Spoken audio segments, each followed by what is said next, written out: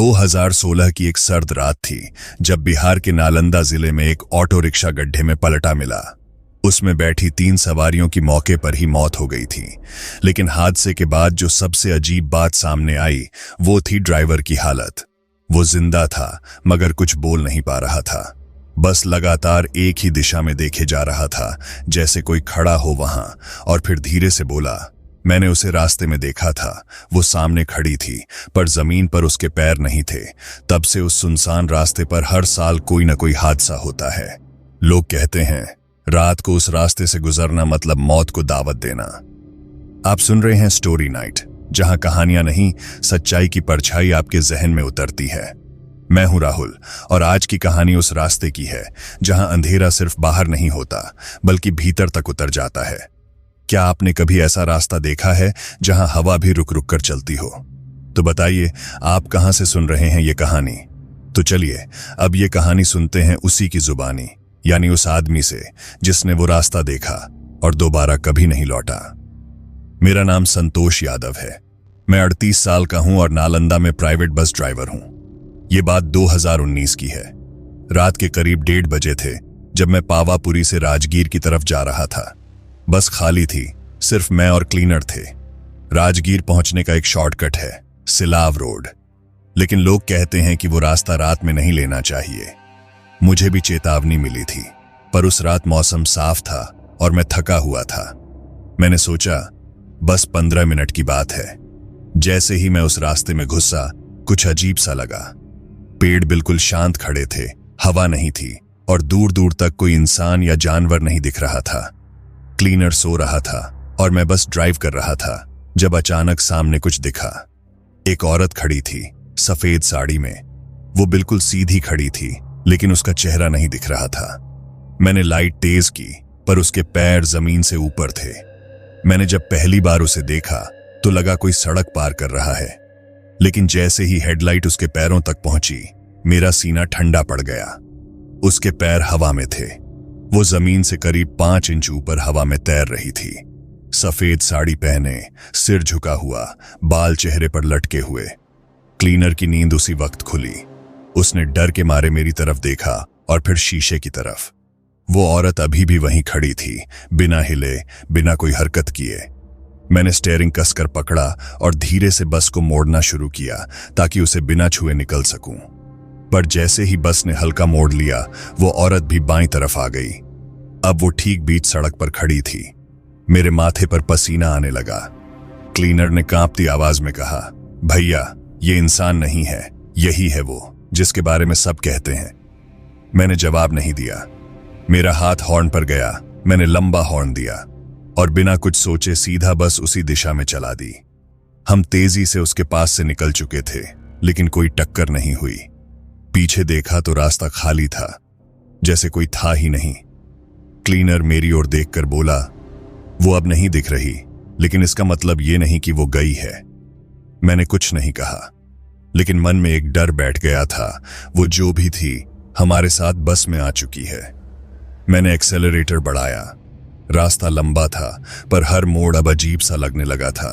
पेड़ ऐसे दिख रहे थे जैसे किसी ने उन्हें उल्टा उगा दिया हो, उलझे हुए, टेढ़े मेढ़े और बिना पत्तों के। बस के अंदर एक अजीब सी ठंड घुसने लगी थी, जैसे कोई बर्फीली हवा दरारों से भीतर घुस रही हो। मैंने शीशे चेक किए, सब बंद थे। क्लीनर कांपते हुए मुझसे सटकर बैठ गया और बोला, भैया, ये रास्ता वैसा नहीं रहा जैसा हम जानते थे। ये अब वैसा नहीं है। तभी मैंने कुछ ऐसा देखा जिसने मेरी सांसें रोक दी। बस की रियर व्यू मिरर में पीछे की आखिरी सीट पर कोई बैठा था। मैंने दोबारा देखा। हाँ, कोई था, सफेद कपड़ों में, सिर झुका हुआ, चेहरा नहीं दिख रहा था। मैंने क्लीनर को धीरे से कहा, पीछे जाकर देख तो, कोई बैठा है क्या? वो जाने को तैयार नहीं हुआ। बोला, जो भी है, इंसान नहीं भैया। मैंने आंखें बंद की और फिर जब दोबारा खोली तो पीछे की सीट खाली थी। तभी बस का इंजन झटके खाने लगा। हेडलाइट एक बार बंद हुई, फिर जली, फिर दोबारा बंद हो गई। अब पूरे रास्ते में घना अंधेरा था और तभी बस के अंदर किसी के चलने की आवाज आई। धीरे धीरे लकड़ी के फर्श पर कदमों की गूंज, सीट दर सीट कोई हमारी तरफ बढ़ रहा था। मैंने ब्रेक लगाया, बस रुक गई। क्लीनर फुसफुसाया, भैया, ये जो भी है अब बहुत पास आ गया। बस पूरी तरह से रुक चुकी थी। बाहर घना अंधेरा और अंदर एक अजीब सी ठंड भर चुकी थी। मैंने हैंड ब्रेक खींचा और सीट से थोड़ा ऊपर उठकर पीछे देखने की कोशिश की। हर सीट के बीच से जैसे कोई साया सरक रहा था, धीरे धीरे, बिल्कुल चुपचाप। क्लीनर मेरी बगल में पत्थर बना बैठा था। उसकी आंखें खुली थीं, पर आवाज नहीं निकल रही थी। बस की हर सीट अब मुझे डराने लगी थी। पीछे की तरफ अंधेरा था और उस अंधेरे में कुछ हिल रहा था। मैंने फिर से इंजन स्टार्ट करने की कोशिश की। 3 बार घुमाने के बाद बस स्टार्ट हुई, लेकिन हेडलाइट नहीं जली। मैंने गियर डाला और बस को आगे बढ़ाया। जैसे जैसे बस बढ़ रही थी, मैं महसूस कर रहा था कि कोई चीज हमारी बस के अंदर थी, कोई चीज जो हमारी हर हरकत पर नजर रख रही थी। तभी अचानक सामने एक मोड़ आया। जैसे ही मैंने बस को मोड़ा, सामने वही औरत खड़ी थी, अब बिल्कुल पास। इस बार उसका चेहरा भी दिखा। उसके होंठ नहीं थे, सिर्फ गड्ढे, आंखें काली और माथे से खून टपक रहा था। मैंने झटके से बस को घुमाया और साइड से निकालने की कोशिश की, पर वो औरत एक झलक में गायब हो गई और अगले ही पल बस के अंदर, ठीक ड्राइवर सीट के पीछे की खिड़की पर किसी ने 3 उंगलियों से दस्तक दी। मैंने शीशे में देखा, कोई झुका खड़ा था, वही चेहरा, वही साया। क्लीनर चिल्लाया, भैया, अब वो हमारे पीछे बैठी है। मैंने देखा, और हां, अब वो आखिरी सीट पर नहीं थी। वो अब क्लीनर की ठीक पीछे वाली सीट पर बैठी थी और धीरे धीरे झुक रही थी, जैसे किसी के कान में कुछ कहने वाली हो। क्लीनर हिल नहीं रहा था। उसकी आंखें बंद थीं, होंठ कांप रहे थे। मैंने चिल्लाया, पीछे देख, लेकिन उसने कोई जवाब नहीं दिया। मैंने एक हाथ से स्टीयरिंग पकड़ा और दूसरे से क्लीनर को झकझोरा। उसने आंखें खोली और फुसफुसाया, भैया, अब हम बचे नहीं। उसके माथे से खून बह रहा था, जैसे किसी ने उसके सिर के पीछे से नाखून घुसेड़ दिए हों। मेरे हाथ कांपने लगे। मैंने बस पूरी ताकत से आगे बढ़ा दी, पर मुझे समझ नहीं आ रहा था ये रास्ता खत्म क्यों नहीं हो रहा था। हर मोड़ वैसा ही लग रहा था, हर पेड़, हर पत्थर, जैसे हम एक ही जगह पर चक्कर काट रहे हों। बस अब वही सड़क थी, वही मोड़, वही अंधेरा, और हर बार वही औरत सामने आ जाती थी। हम कहीं फंस चुके थे, उसी रास्ते में, उसी डर में, उसी साए के बीच, और अब शायद बाहर निकलना नामुमकिन था। मैंने जितनी ताकत बस में थी, उतनी जोर से एक्सेलरेटर दबाया। रास्ता अजीब तरीके से दोहराने लगा था। वही पेड़, वही टेढ़े मेढ़े मोड़, और सड़क पर वही धब्बे, जैसे हम किसी लूप में फंस चुके हों। क्लीनर अब बोल नहीं रहा था। उसकी आंखें खुली थीं, लेकिन वो बस एक ही जगह देख रहा था, बस के पिछले दरवाजे की ओर। मैंने पीछे पलटकर देखा। अब वो औरत फिर नहीं थी, पर बस के पीछे की दीवार पर नमी में उंगलियों के निशान बन रहे थे। धीरे धीरे एक शब्द लिखा गया, अब तुम नहीं बच सकते। मेरे रोंगटे खड़े हो गए। मैंने बस की रफ्तार और बढ़ाई। अचानक सामने से कुछ चमकता दिखा। ऐसा लगा जैसे कोई टॉर्च लेके खड़ा है। वो एक चौकी थी, एक पुलिस चौकी। मैंने ब्रेक मारा और बस रोक दी।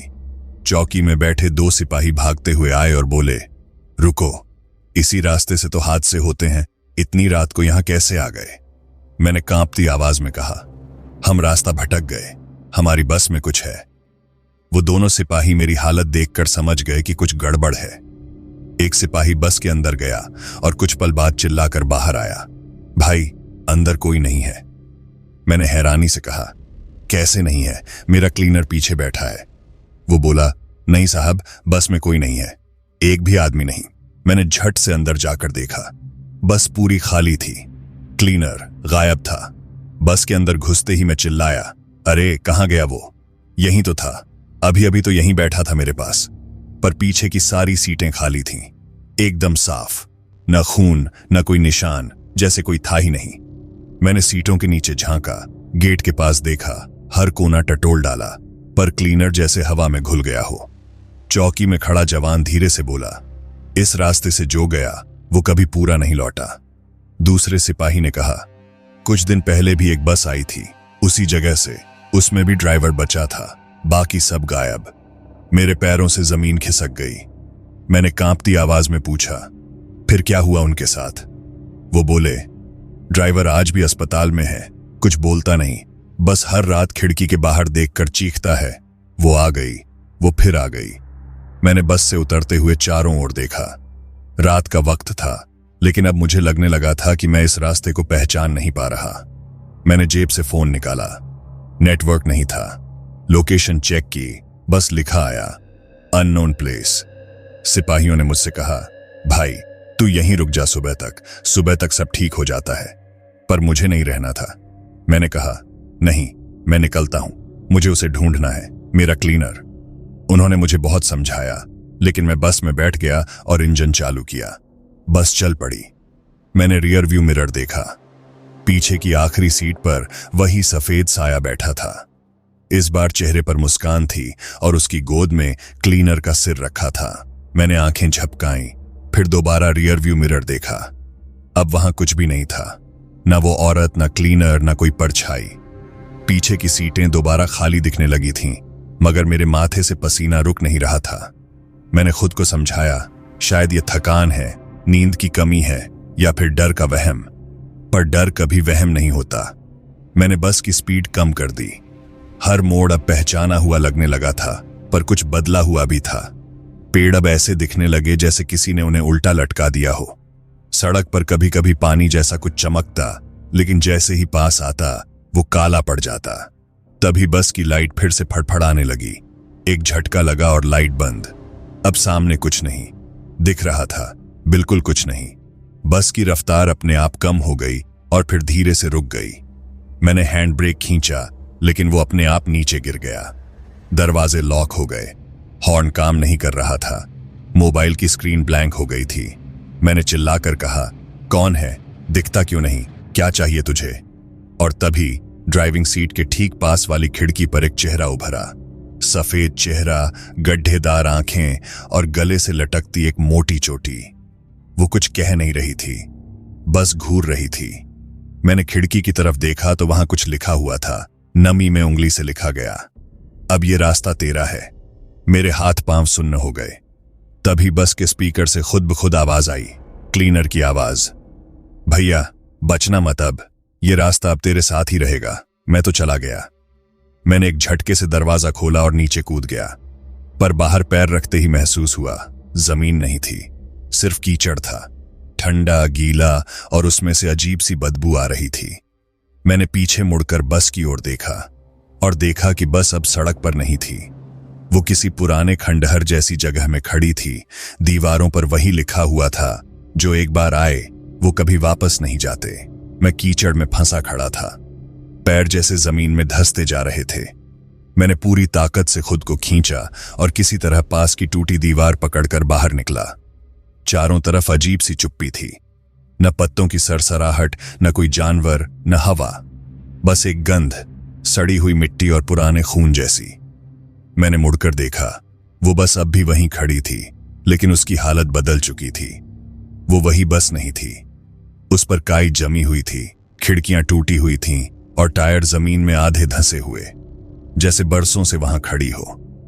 मैंने चिल्लाकर आवाज दी, कोई है वहां, लेकिन सिर्फ मेरी अपनी आवाज लौट कर आई। तभी अचानक किसी ने मेरे कंधे पर हाथ रखा। मैंने डर के मारे पलटकर देखा। एक बूढ़ा आदमी खड़ा था, आंखें सफेद, शरीर पर मिट्टी सनी हुई और बाल बिखरे हुए। उसने बिना पलक झपकाए पूछा, तू उस रास्ते से आया है? मैंने हां में सिर हिलाया। वो बोला, फिर तुझे अब वहां से जाना नहीं चाहिए था। मैंने कांपते हुए पूछा, ये जगह क्या है? वो बोला, ये मौजूद नहीं है। जो लोग उस रास्ते से रात को गुजरते हैं वो यहां आ जाते हैं, पर यहां से कोई वापस नहीं जाता। मैंने पूछा, पर तुम यहां कैसे हो? वो मुस्कुराया, मैं भी ड्राइवर था, तेरे जैसे ही। 18 साल पहले मेरे साथ भी वही हुआ जो अब तेरे साथ हो रहा है। मैंने कांपती आवाज में पूछा, मुझे निकलना है, बाहर जाना है। उसने सिर हिलाया, कोई रास्ता नहीं। जो निकलने की कोशिश करता है वो उसी के साथ चला जाता है। मैंने पूछा, किसके साथ? उसने दूर की तरफ इशारा किया। मैंने देखा, वहां एक पेड़ के नीचे वही औरत खड़ी थी। अब उसका चेहरा पूरी तरह साफ था। गालों पर गहरे कट, होंठ फटे हुए, आंखें खाली और उसके पैरों के नीचे दर्जनों खोपड़ियां पड़ी थीं। बूढ़ा बोला, अब बस वही तुझे चुनेगी। जिसे वो छू ले वो इस दुनिया से मिट जाता है, जैसे कभी था ही नहीं। मेरे रोंगटे खड़े हो गए। और फिर वो औरत धीरे धीरे मेरी तरफ बढ़ने लगी। उसके पांव जमीन से ऊपर थे, लेकिन हर कदम के साथ मिट्टी में गड्ढा बनता जा रहा था, जैसे उसके नीचे कुछ बहुत भारी था। मैं पीछे हटता गया। बूढ़ा वहीं खड़ा रहा, जैसे उसे कोई डर नहीं। मैंने चिल्लाकर कहा, बचाओ, कुछ करो। वो बोला, अब देर हो चुकी है, अब उसे जो चाहिए वो मिल चुका है। मैं भागने के लिए मुड़ा, पर पीछे खंडहर की दीवारों ने रास्ता बंद कर दिया था। मैं किसी बंद घेरे में आ चुका था। वो औरत अब सिर्फ 10 कदम दूर थी। उसकी आंखें मेरे अंदर झांक रही थीं, ठंडी, खाली और जानलेवा। मेरे कानों में अचानक वही आवाज गूंजने लगी, क्लीनर की। भैया, बचना मत, अब ये रास्ता तुझसे जुड़ चुका है। मुझे लगा जैसे किसी ने मेरी पीठ पर हाथ रखा हो, ठंडा, सख्त और बेहद भारी। मैंने पलट कर देखा। वो औरत अब मेरी ठीक पीछे थी। उसके चेहरे से बदबू आ रही थी और आंखों से खून बह रहा था। उसने हाथ बढ़ाया और मेरी छाती को छू लिया। एक पल के लिए सब कुछ थम गया। न हवा थी, न आवाज, न समय, सिर्फ अंधेरा और एक अजीब सी घुटन। मैंने अपनी आंखें बंद कर लीं, लेकिन कुछ हुआ नहीं। जब मैंने दोबारा आंखें खोलीं, तो वो औरत गायब थी। मैं वहीं जमीन पर बैठा था, कांपता हुआ। बूढ़ा धीरे धीरे मेरे पास आया और बोला, उसने तुझे चुना नहीं, छोड़ दिया। मैंने हाँफते हुए पूछा, क्यों छोड़ दिया मुझे?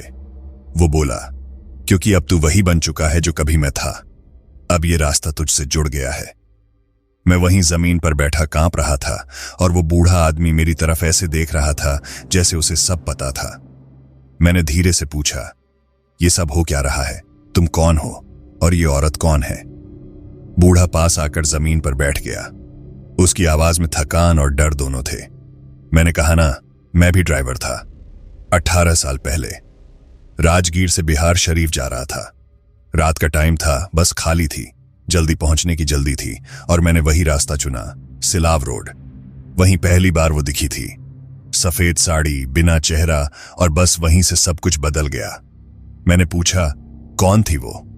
बूढ़े ने कहा, नाम नहीं पता, लेकिन सुना है कि कोई लड़की थी जिसने इसी रास्ते पर एक बार लिफ्ट मांग रही थी, और जब कोई भी ड्राइवर रुका नहीं तो गुस्से में अचानक उसने खुद को उसी सड़क के किनारे जला दिया। तब से वो हर रात किसी न किसी को उस रास्ते में खींच लाती है, और हर कोई जो उसे देख लेता है वो दोबारा लौटता नहीं। मैंने कहा, तो फिर मैं क्यों बच गया? वो मेरी आंखों में देखता रहा, फिर बोला, क्योंकि अब तुझे वो काम सौंपा गया है जो मुझे मिला था। अब तू भी वही करेगा जो मैं करता आया हूं। हर बार जब कोई नया ड्राइवर उस रास्ते पर जाएगा, तू उसे चेतावनी देगा, बताएगा कि वापस मुड़ जाए। लेकिन अगर वो नहीं माना, वो कुछ पल चुप रहा, तो तू अकेला नहीं रहेगा। मैं समझ चुका था। मैं अब इस रास्ते का हिस्सा बन चुका था। मैं लौट तो सकता था, पर अब कभी पूरी तरह आजाद नहीं हो पाऊंगा। कभी कभी जब रात के 1 बजे के बाद कोई ड्राइवर उस सुनसान रास्ते से गुजरता है, तो उसे कोई आदमी दिखाई देता है जो हाथ हिलाकर उसे रुकने से मना करता है। और अगर उसने उस आदमी की बात ना मानी, तो अगली सुबह उसकी बस कहीं नहीं मिलती। मैं खंडहर की उस दीवार से टेक लगाकर बैठा था। आंखें खुली थीं, लेकिन उनमें अब डर नहीं, थकान थी। बूढ़ा अब मेरी आंखों में नहीं देख रहा था, वो आसमान की ओर ताक रहा था, जैसे उसे पता हो कि अगला कौन आने वाला है। रात की घड़ी 3 बजा चुकी थी। हवा एकदम शांत थी, पर अब डर की जगह अजीब सी समझ आ चुकी थी। मैंने पूछा, क्या मैं कभी इस रास्ते से बाहर जा सकूंगा? वो बोला, बाहर का रास्ता अब भी है, लेकिन तुझे खुद तय करना होगा कि वहां जाकर करेगा क्या। अगर किसी से ये सब कहेगा तो पागल कहलाएगा, और अगर चुप रहेगा तो वो औरत अगली बार किसी और को ले जाएगी। मैंने कहा, तो क्या मैं दूसरों को बचा सकता हूं? वो मुस्कुराया, पहली बार हाँ, बचा सकता है, लेकिन हर रात तुझे वहीं खड़ा होना होगा, उसी मोड़ पर, उसी जगह जहां तूने उसे पहली बार देखा था। और याद रखना, अगर किसी ने तेरी बात मान ली तो वो बचेगा, पर अगर नहीं माना, मैंने उसकी बात पूरी कर दी, तो वो कभी वापस नहीं आएगा। बूढ़ा अब उठ चुका था। उसने मुझे एक पुराना टॉर्च दिया, जंग लगा हुआ, टूटी हुई लेंस के साथ। बोला, यही मेरा था, अब ये तेरा है। इसे जलाकर सड़क के किनारे खड़ा होना, बस इतनी सी बात है। मैंने पूछा, तुम अब कहां जाओगे? वो बिना कुछ कहे अंधेरे में चला गया, और फिर मैं वहीं खड़ा रह गया, उसी सुनसान मोड़ पर जहां से वो रास्ता मुड़ता है और कुछ देर बाद बिल्कुल गायब हो जाता है। उस रात के बाद मैंने कभी बस नहीं चलाई। अब मैं बस उसी मोड़ पर खड़ा होता हूं, रात के ठीक 1 बजे। अगर कोई आता है तो मैं हाथ उठाकर इशारा करता हूं, रुक जा, मत जा। कुछ रुक जाते हैं, कुछ नहीं। जो रुकते हैं वो अगली सुबह अपने घर पहुंच जाते हैं, और जो नहीं, उनकी गुमशुदगी की खबर अखबार के आखिरी पन्ने पर छपती है, अज्ञात रास्ते में लापता, अब तक सुराग नहीं। दोस्तों, कुछ रास्ते हमारे लिए नहीं होते, वो हमें नहीं ले जाते, वो खुद हमें चुनते हैं। और जब एक बार कोई उनकी हद में आ जाए तो फिर ना वो रास्ता वैसा रहता है, ना वो इंसान। अब आप ही बताइए, अगर किसी रात किसी सुनसान मोड़ पर कोई आपको हाथ के इशारे से रुकने को कहे तो क्या आप रुकेंगे या उसी रास्ते में खो जाएंगे? नीचे कमेंट में जरूर लिखिए, क्योंकि अगली कहानी शायद उसी मोड़ से शुरू हो। स्टोरी नाइट पर मैं फिर एक नई सच्ची डरावनी कहानी के साथ लौटूंगा। तब तक अगर रात में सफर कर रहे हों तो पीछे मत देखिएगा और अपना ख्याल रखें। अलविदा।